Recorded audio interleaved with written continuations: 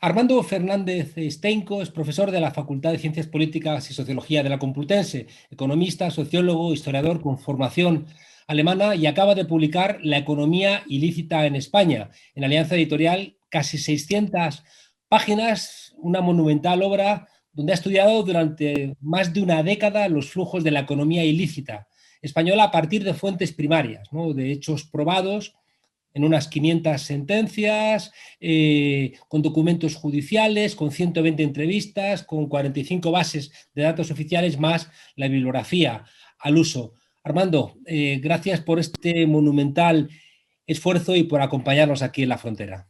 Gracias a ti por interesarte por mi trabajo. Oye, déjame preguntarte, empiezas con la transición, pero una pregunta previa que a mí siempre me inquieta. ¿Hay algo en la historia de España que facilite la enorme corrupción que tenemos en nuestro país?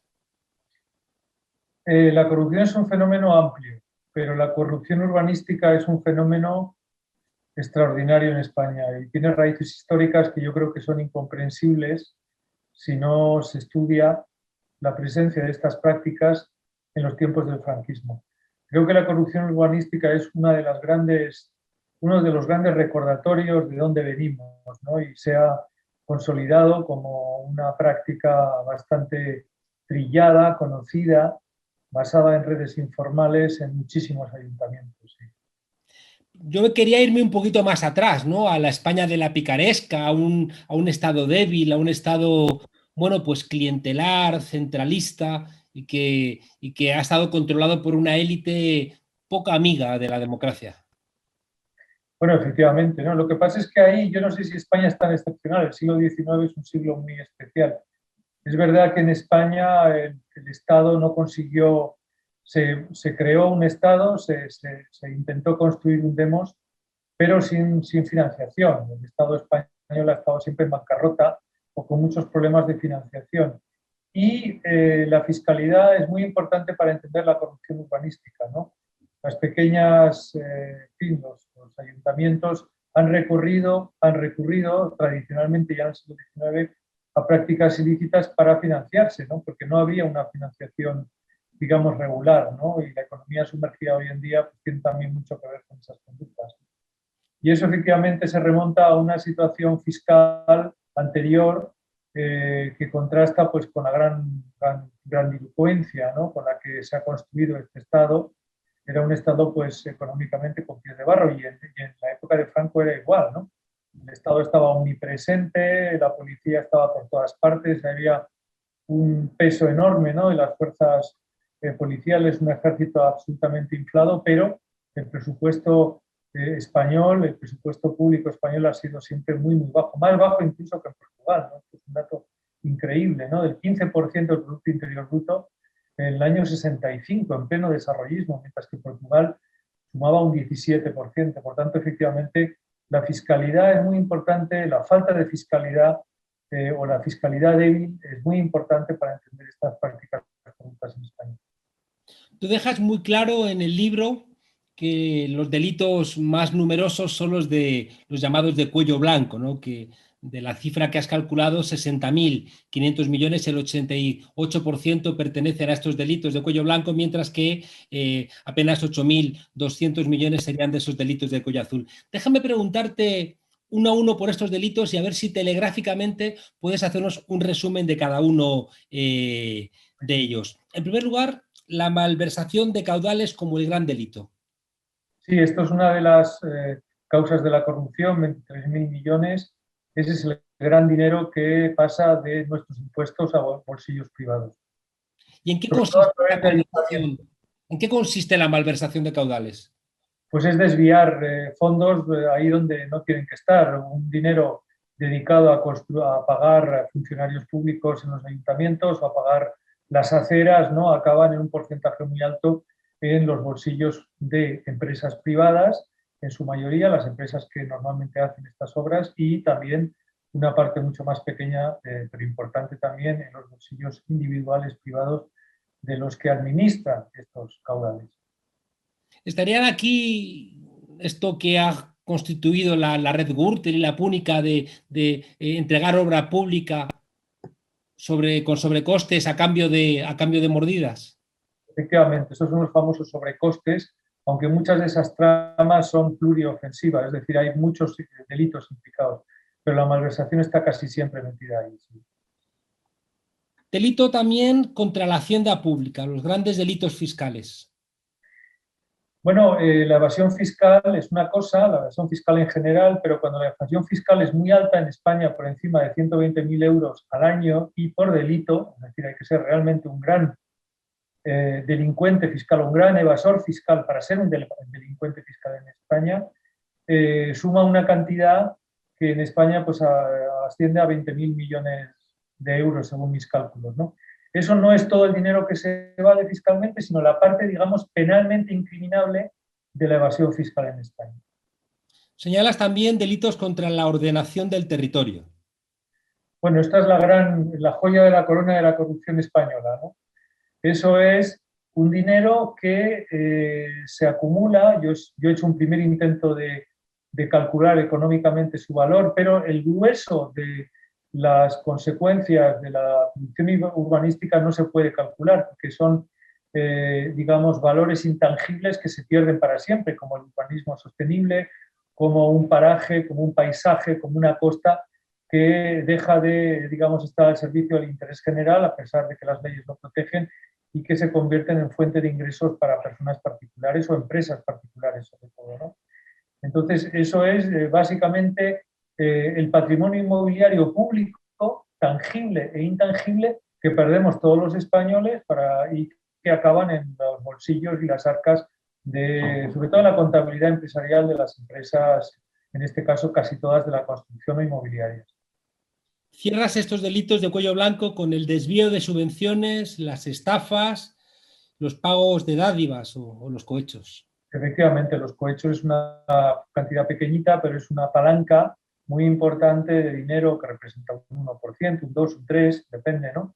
Del dinero que se malversa, del dinero que se desvía o de la delincuencia de los delitos urbanísticos que pasan a formar parte bueno, pues son muy importantes porque sin esas palancas habría sido imposible desviar todos esos activos, ¿no? Pero representan cantidades económicamente menores, ¿no? 1, 2, 3% de la cantidad que se desvía. Y luego está efectivamente las estafas son un delito antiguo, pero que representan cantidades mucho menores de lo que la gente piensa. Si bien las estafas a las que nos referimos aquí son las estafas por un valor superior a 400 euros, ¿no? Que son las que son incriminables penalmente. Las estafas pequeñas, por debajo de 400 euros, no son delitos penales y no están contabilizadas aquí. Y luego está el desvío de subvenciones, que tampoco es muy importante en comparación con las cantidades anteriores, ¿no? Aproximadamente, bueno, varios miles de millones de euros al año, es mucho dinero, pero no es tanto ni muchísimo menos como los delitos anteriores. Pasas después a los delitos de cuello azul, ¿no? Que son, sin embargo, más noticiables, ¿no? Más propios de las portadas de los periódicos, pero que son infinitamente menores. Y ahí citas narcotráfico, robos, hurtos, tráfico de productos del tabaco, prostitución coactiva o tráfico no autorizado de armas. Efectivamente, la infravaloración económica de los delitos de cuello blanco frente a la sobrevaloración económica de los delitos de cuello azul es una de las grandes constantes del discurso criminal de los últimos 30 o 40 años, ¿no? Esto tiene razones políticas complejas que se pueden explicar, desde luego, yo las intento explicar en mi libro y sobre todo en la segunda parte sobre la delincuencia económica en el mundo, sobre la economía ilícita en el mundo. Esta es yo creo que es una de las grandes aportaciones de mi libro, y es el intento de clarificar, de decirle a la opinión pública, en términos económicos, quiénes son los grandes delincuentes en este país, quiénes son los que generan las grandes rentas ilícitas. No son los narcotraficantes, como piensa mucha gente, y por cierto, repiten muchos de nuestros colegas universitarios sin tener ninguna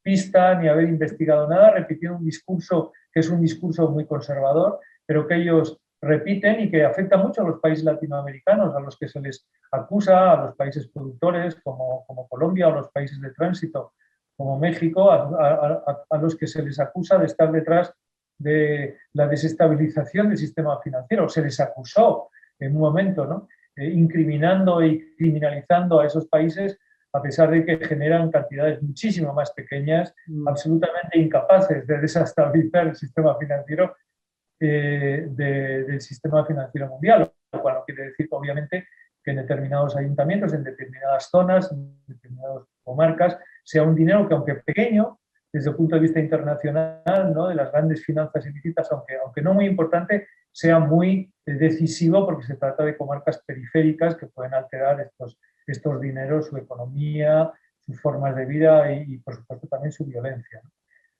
¿Es España una lavadora de dinero negro internacional? Bueno, digamos que España hace lo que hacen otros países parecidos, y es que intenta atraer hacia su economía la máxima cantidad de activos. Y que muchos de esos activos no se pregunta cuál es su origen, ¿no? Por ejemplo, el drenaje de activos ilícitos salidos ilícitamente de América Latina ha beneficiado masivamente a la economía española, porque muchos evasores fiscales latinoamericanos y muchos de los ciudadanos latinoamericanos que han cometido delitos penales contra el control de capitales, contra, digamos, delitos monetarios muy graves, han llegado a España y se han convertido en bienes inmuebles en España, ¿no? O simplemente se han invertido en activos financieros también, sobre todo en bienes inmuebles, ¿no? Entonces, para esos países, muchos países latinoamericanos, para Rusia y para, sin duda, también muchos delincuentes económicos de otros países de la OCDE, de países de la OCDE, España se ha convertido en una lavadora, pero no, digamos, en el sentido que piensa la gente, ¿no? Sino simplemente a través de inocentes, aparentemente inocentes, inversiones inmobiliarias de no residentes que llegan a España sin ser investigadas, porque son muy difíciles de investigar, sobre su origen, ¿no? Pero desde luego, y eso lo voy a explicar, intentar cuantificar también en este segundo libro que te comentaba antes, esto es dinero en una parte importante de origen ilícito que viene a España. Mucho menos importante de lo que la gente piensa es el blanqueo del dinero ilícito procedente del narcotráfico, ¿no? España no blanquea tanto dinero del narcotráfico simplemente por una razón, y es que el grueso del valor añadido del narcotráfico, es decir, el grueso del dinero limpio del narcotráfico, del dinero neto del narcotráfico, de lo que ganan los narcotraficantes, se genera en España. Por tanto, no se lava procedente de otros países, porque los grandes traficantes de drogas en España tienen residencia en España, una buena parte de ellos, y otra parte tienen residencia en países latinoamericanos y por tanto se blanquea en otros países latinoamericanos. Pero una parte importante de ese dinero, no muy importante, pero una fracción del dinero del gran narcotráfico se blanquea en España, al que hay que sumar efectivamente todo ese dinero que sacan los pequeños distribuidores, que también se blanquea en España, entre comillas, a través de la compra diaria y cosas así, porque son cantidades insignificantes desde el punto de vista de su volumen. Lo que pasa es que está muy repartido entre muchos pequeños actores, ¿no? O sea que una parte importante del dinero ilícito termina en los balances contables. Efectivamente, los balances contables de empresas, una parte sale de España, el dinero del narcotráfico sale de España en dirección a los países productores, y otra parte del narcotráfico, del dinero del narcotráfico, se blanquea aquí en España, lo blanquean los propios narcotraficantes, es decir, los mayoristas, por entendernos, que traen digamos que compran grandes cantidades de droga en los espacios de desembarco, ¿no? En La Coruña, en Pontevedra, en el sur de España, ¿no? Y luego se ocupan de distribuirlo en los grandes centros de consumo de Madrid, de Barcelona, de Sevilla, ¿no? Ahí está la gran tajada del narcotráfico, ahí están los grandes excedentes. Bueno, pues una parte de esos excedentes se blanquean en España. No son excedentes que vienen de fuera, sino que vienen de la propia actividad del narcotráfico en España. ¿Esa actividad se hace a través de los bancos o con maletines llenos de dinero, como vemos en las películas? Bueno, los maletines tienen un peso mucho menor de lo que la gente piensa, ¿no? En términos de porcentajes de esos 70.000 millones de activos ilícitos. Y los maletines ocupan un lugar muy importante, sobre todo entre los evasores fiscales, ¿no? Y los delincuentes de cuello blanco. Una buena parte del dinero no necesita pasar por el efectivo, no necesita el efectivo, ¿no? El efectivo puede representar aproximadamente el 10% de todo el dinero ilícito, ¿no? Pero el resto no, el 90% va a través de cuentas corrientes, a través de transferencias, a través de procedimientos muchísimo más inocentes y muchísimo menos, digamos, espectaculares. Todas las políticas que se hicieron contra los billetes de 500 sirvieron al final para algo. Bueno, eso también es una monserga bastante considerable, ¿no? Por ejemplo, me dijo muchas veces que en España todo el mundo, los Bin Laden, los grandes billetes de 500 euros, todo el mundo sabía que existían, pero nadie los había visto. Eso es mentira. Hay muchísima gente en España que no solamente ha visto un Bin Laden, sino que lo ha tenido en su cartera. ¿Por qué? Porque los Bin Laden realmente su protagonismo no está tanto en el mundo del narcotráfico, donde también ocupa un lugar, pero un lugar no tan importante como se piensa, sino sobre todo ocupa un lugar fundamental en el mundo de la construcción y de las transacciones inmobiliarias, ¿no?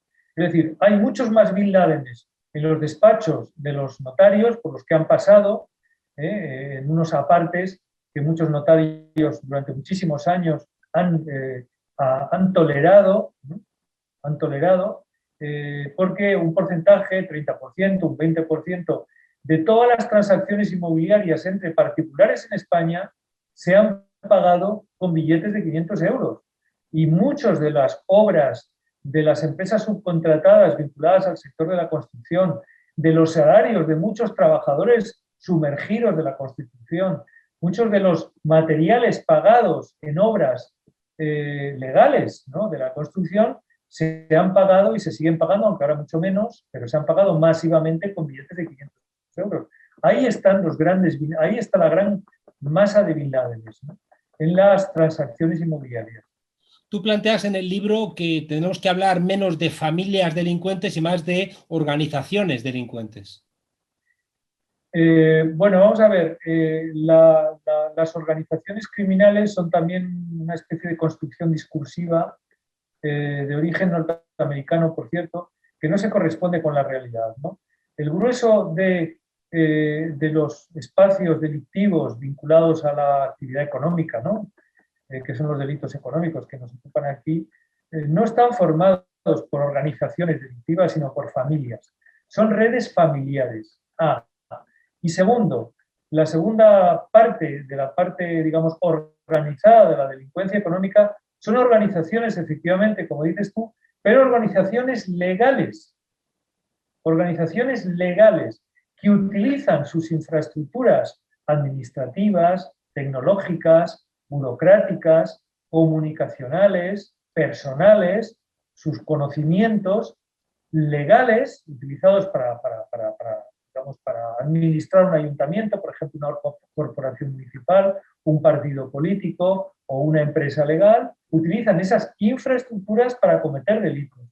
Esa es la parte organizada del delito económico. La parte no organizada del delito económico son básicamente familias, ¿no?, que es donde está una buena parte también, ¿no? Lo que pasa es que tampoco hay que descartar que las organizaciones legales no funcionen siguiendo esquemas familiares, porque muchas corporaciones locales, partidos políticos, empresas que cometen delitos están organizadas, están muy, digamos, mediatizadas por las relaciones personales e incluso familiares entre los miembros de las tramas.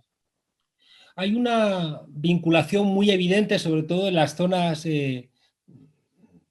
menos céntricas de España, ¿no?, entre corrupción y medios de comunicación, porque también es verdad que en algunos lugares los medios de comunicación han estado muy vinculados también a una capacidad de extorsión de la política, ya digo, en zonas que no son Madrid, Barcelona o Valencia, pero que en zonas, ¿no?, provinciales de otros lugares funcionaba esa relación.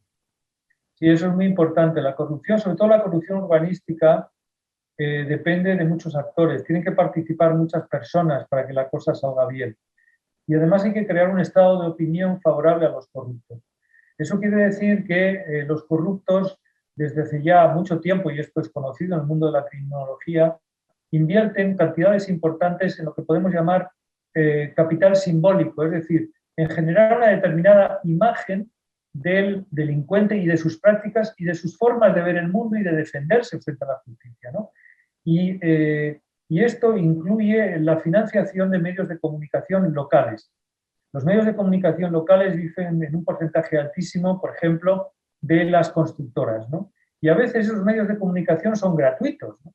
Y si nos fijamos en los anuncios, los que pagan esos medios locales son efectivamente los intereses inmobiliarios, que son los que a su vez en muchos casos están implicados en la comisión de delitos urbanísticos. Por tanto, efectivamente se trata de una inversión delictiva o semidelictiva o que tiene un objetivo, en muchos casos, no en todos, no quiero generalizar, ¿no? Pero que en muchos casos está difundida entre, sobre todo, pequeñas localidades, localidades medias, y que está dirigida a dar una imagen, a difundir, a construir una imagen entre la opinión pública local de que las prácticas corruptas, las prácticas de corrupción inmobiliaria sobre todo, pues en el fondo no son tan graves, no son tan delictivas, generan prosperidad, generan dinero, generan ingresos para muchas personas. Te escucho y no puedo dejar de pensar que del duopolio de España mediático, Atresmedia y Mediaset, Atresmedia pertenece al grupo Planeta y Mediaset pertenece a Berlusconi. Y luego además hay que tener en cuenta las implicaciones que tiene este mundo editorial con la política directa. En España antes solamente Partido Popular, pero sobre todo en relación con Vox. Es decir, la conexión del partido de Vox con el mundo inmobiliario es fundamental.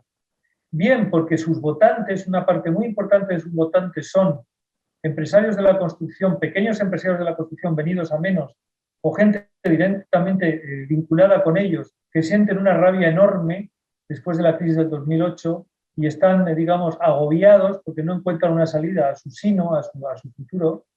Y en segundo lugar, porque muchos de los cuadros de Vox están relacionados con el mundo inmobiliario y el mundo que fluctúa o que se mueve alrededor de estas tramas, ¿no? Esto es muy importante porque la corrupción urbanística, Juan Carlos, y esto creo que no lo ha analizado la izquierda suficientemente, yo vengo años diciéndolo en mis libros, en mis cositas, en mis publicaciones, está muy relacionado con ese mundo, que no es un mundo solamente ilícito, es tendencialmente ilícito por las razones que hemos señalado, pero que genera una cultura una cultura urbana, una cultura política, una cultura de la convivencia que está muy relacionada con el mundo inmobiliario y con esos antecedentes franquistas de los que te comentaba antes. Es un mundo que tenemos que explorar también desde el punto de vista político. Vamos terminando. ¿La agencia tributaria recupera parte de ese dinero ilícito? Sí, los inspectores fiscales calculan aproximadamente, bueno, en la hacienda pública aproximadamente un 10%. Es muy poco porque lo que se invierte en España en inspección y en hacienda pública es muy poco, es un porcentaje muy pequeño del Producto Interior Bruto, ¿no? En otros países como Alemania y sobre todo Francia se invierte muchísimo más. ¿Qué consecuencias tiene? Bueno, pues que la tasa de recuperación es más alta y sobre todo que también los evasores fiscales lo tienen muchísimo más difícil, ¿no? Y por tanto les sale más caro evadir al fisco, ¿no? Les sale más caro porque tienen que pagar a más profesionales que cuestan más dinero porque los inspectores fiscales los aprietan más. ¿Qué diferencia hay entre ser permisivo con el fraude fiscal y hacer una amnistía fiscal como la que hizo Montoro? Pues vamos a ver, es un mundo que simpatiza en definitiva con la evasión fiscal. Es decir, cuando hay determinados partidos políticos, determinadas convicciones morales y políticas, determinadas formas de entender la sociedad y de entender la economía, que le atribuyen al evasor que criminalizan poco al evasor, ¿no? Porque consideran que el Estado es malo. Entonces el Estado lo que tiene que hacer es abstenerse de controlar a los ciudadanos. Entonces obviamente ahí estos gobiernos incurren en un conflicto de intereses cuando son elegidos porque tienen que gestionar una hacienda pública, porque sin ella no se puede hacer nada en un país más o menos desarrollado, pero por otro lado mandan un mensaje continuamente absolutamente conciliador a los evasores fiscales, ¿no? a las personas que están en el ojo del huracán y que manejan esas técnicas y que están, digamos, evadiendo sistemáticamente a la hacienda pública. Y eso hace que, digamos, las haciendas públicas en los últimos años se hayan vaciado, ¿no? Realmente no son los actores los que tienen un poder enorme frente al Estado con sus, digamos, truquillos y lo mucho que les pagan a los grandes profesionales de la evasión fiscal, contra los cuales los estados y la policía se muestra incapaz de actuar. Eso no es verdad, ¿no? Lo que pasa es que los estados, los gobiernos, no los estados, determinados gobiernos, digamos, crean una zona ambigua, legalmente ambigua, en la que estas prácticas proliferan, porque incluso los jueces y los fiscales son incapaces de poder arremeter contra estos actores, puesto que digamos, la ambigüedad jurídica es tan grande que al final salen ganando los evasores. Y esa ambigüedad fiscal la han producido los gobiernos con sus leyes, no nos olvidemos, ¿no? Son los gobiernos los que quieren que existan esas leyes, porque es la única forma que tienen de alguna forma de librar con esa contradicción a la que están abocados. Por un lado, tienen que administrar un Estado más o menos moderno, ¿no? y recaudar impuestos de una forma o de otra, pero por otro lado simpatizan enormemente por razones ideológicas con las prácticas de evasión fiscal. Habla Boaventura de Sousa Santos del paraestado, es decir, cómo hay zonas donde ya no funciona el Estado, sino que se deja que esa lógica pertenezca a mafias, pertenezca a grupos delincuenciales, ¿no? Y en España estamos viendo que hay zonas donde parece que la delincuencia se está apropiando de esos territorios. Bueno, eso los americanos lo llevan analizando desde hace años y lo llaman Deep State. Bueno, es una cosa distinta a lo que tú dices, pero está relacionada. Vamos a ver, por un lado tenemos una zona del Estado, de los estados, de todos los estados, no nos hagamos ninguna ilusión, que es opaca a la opinión pública, ¿no? Las cuentas secretas, en fin, los fondos reservados son una realidad en todos los estados, ¿no? Incluso en los protoestados, ¿no? Yo diría, ¿no? Gobiernos, la Generalitat, etcétera, tienen también cuentas de ese tipo y circuitos opacos de ese tipo, ¿no? Eso es una cosa. Otra cosa es que ese mundo está, al ser opaco, está conectado con el mundo del AMPA, con el mundo ilícito. ¿Por qué? Pues porque para poder funcionar necesita hacer uso de una serie de servicios no confesables, ¿no? Francisco Paesa, por ejemplo, que fue el mediador en el caso Roldán, ¿no? El director de la Guardia Civil, que se escapó, se fugó de España, que fue una cosa muy rocambolesca, que provocó la dimisión del Ministerio del Interior, que fue una cosa escandalosa. Francisco Paesa es un hombre que estaba muy bien relacionado con el Deep State, con el Estado profundo, pero también con el AMPA. Y eso fue la razón por la cual el director general de la Guardia Civil de entonces contrató sus servicios, porque hay una intersección en la que esto funciona así, ¿no? Son espacios opacos donde el AMPA y una parte del AMPA, que tiene muchísimos matices, hay un AMPA profesional, hay un AMPA fiable, hay un AMPA directamente vinculado al mundo de la legalidad, ¿no? Es decir, no es un mundo formado por gente completamente ajena a la legalidad, sino es un mundo en el que hay empresarios, en el que hay servicios diplomáticos, etcétera, etcétera, y es muy activo efectivamente y existe y ha existido siempre. Me refería más a zonas geográficas como la Costa del Sol, por ejemplo. Bien. Vamos a ver. Yo he hecho efectivamente un análisis geográfico para dilucidar dónde se concentra la mayor cantidad de ilícitos, ¿no? Y mi conclusión ha sido que efectivamente en los años 90 y 2000, hasta que se toma cartas en el asunto por una razón geoestratégica relacionada con la posición de Ceuta y Melilla y del Estrecho y los intereses geoestratégicos del gobierno español y también del gobierno marroquí, a eso se le metió mano. Pero hasta que no se le metió mano, las tramas corruptas creadas en torno al ayuntamiento de Marbella en la Costa del Sol adquirieron sin duda alguna, digamos, dimensiones de corrupción institucional realmente muy preocupantes porque afectaban a sectores importantes del Estado. Cuando hablamos del Estado no estamos hablando de Madrid necesariamente solo, sino de las comunidades autónomas, de los gobiernos locales, etcétera, que son todos otros niveles del Estado, ¿no? Y, ojo, la judicatura. Es decir, los fiscales, valientes fiscales, Castresana, por ejemplo, que fueron los que empezaron a meterle mano a eso y a encarcelar, ¿no? a Jesús Gil por razones relacionadas con el crimen, por pertenencia al crimen organizado, porque eso fue muy importante, ¿no? Los criminales organizados de la época esa estaban vinculados a los ayuntamientos, eran muy pocos los que se oponían y eran muchos los que estaban a favor, los que formaban parte de esas tramas corruptas, entre ellos algunos jueces y algunos secretarios judiciales que, digamos, daban salida a los expedientes e impedían que, digamos, se enfrentaran a una investigación sistemática. Entonces, los fiscales tenían muy pocos recursos. Fue una situación realmente de la que el país no se daba cuenta hasta que no, digamos, colapsó el sistema inmobiliario aquel con la crisis del 2008. No nos dábamos cuenta realmente, la mayoría de los ciudadanos, de la que se estaba montando ahí en términos de tramas corruptas, opacas y de tipo efectivamente mafioso, aunque yo la palabra mafia no me gusta utilizarla mucho porque es un término que prefiero reservar para un tipo de criminalidad organizada de tipo mafioso, que es muy, muy particular. Nos despedimos, Armando, pero no puedo evitar preguntarte, ¿el Partido Popular es una organización criminal? Vamos a ver, es más complicado, ¿no? La legislación dice, una organización criminal es una organización creada para fines delictivos. En el momento en que esa organización no es creada para fines delictivos, sino que es instrumentalizada, es una organización legal, como el Partido Popular, o una empresa, o una corporación municipal, es instrumentalizada para cometer delitos, ahí la legislación tiene que cambiar, porque no está describiendo la realidad.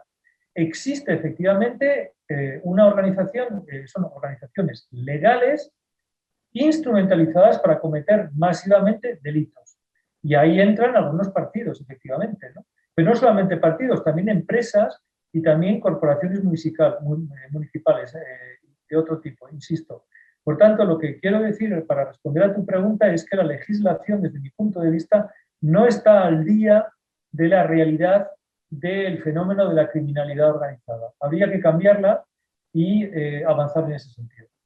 Armando Fernández Stenco, profesor de la Facultad de Ciencias Políticas y Sociología de la Complutense y autor de La economía ilícita en España, una monumental obra de 600 páginas a la que le sigue ahora otra para buscar sus relaciones en el ámbito internacional. Muchas gracias por acompañarnos aquí en la frontera. Buena estancia en Girona y nos vemos en septiembre en las aulas. Un abrazo. Gracias a ti, Juan Carlos, y enhorabuena por tu programa. Gracias.